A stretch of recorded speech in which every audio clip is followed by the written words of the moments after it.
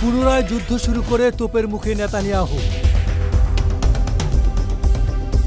গত 2 দিন ধরে গাজার নিরীহ মানুষের উপর রাতভর হামলা চালাচ্ছে ইসরায়েল। সর্বশেষ তথ্য মতে এ পর্যন্ত 4 শতাধিক ফিলিস্তিন নিহত হয়েছেন, যার বেশিরভাগ নারী ও শিশু।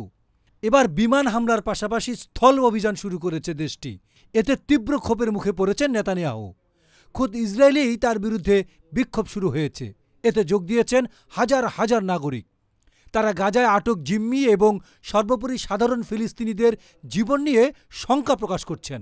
বলছেন, নেতানিয়াহু মানুষের জীবনের চেয়ে তার রাজনৈতিক টিকে থাকাকেই বেশি প্রাধান্য দিচ্ছেন। যুদ্ধবিরতি চুক্তি ভঙ্গ করে পুনরায় যুদ্ধ শুরু করায় এই ক্ষোভের মুখে পড়েছেন ইসরায়েলের প্রধানমন্ত্রী নেতানিয়াহু। বিক্ষোভকারীরা মনে করেন, রাজনৈতিক ফায়দা লুটতে পুনরায় তিনি যুদ্ধ শুরু করছেন। এতে তারা তীব্র ক্ষোভ প্রকাশ করেন।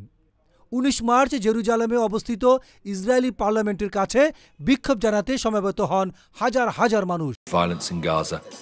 Thousands marched calling for the war to end. Our Prime Minister Netanyahu declared war against Gaza, against the Hamas, and in this war he will create the murder of the 59 hostages in Gaza that are still in the tunnels. They are waiting us to take them out and to bring them home. তারা নেতানিয়াহুর চাটুরতার বিরুদ্ধে slogan দেন। Jerusalem ভিত্তিক think tank Israel Democratic ইনস্টিটিউটের এক জরিপে দেখা গেছে, পুনরায় যুদ্ধের বিপক্ষেই বেশিরভাগ ইসরায়েলির অবস্থান। মার্চের শুরুতে করা এই জরিপে বলা হয়েছে, ইসরায়েলিদের বিশাল অংশ যুদ্ধবিরতিকে সমর্থন করেছে।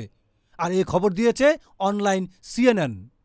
জরিপের তথ্য মতে যুদ্ধ বন্ধের পক্ষে মত দিয়েছেন 70% ইসরায়েলি। এর পাশাপাশি তারা মনে করেন, জিম্মি মুক্তির বিনিময়ে গাজা থেকে ইসরায়েলি সেনা প্রত্যাহারের পক্ষেও তারা একমত।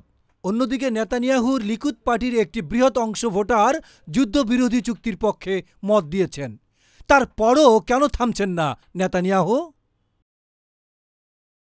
আন্তর্জাতিক ডেস্ক, গণমানুষের আওয়াজ।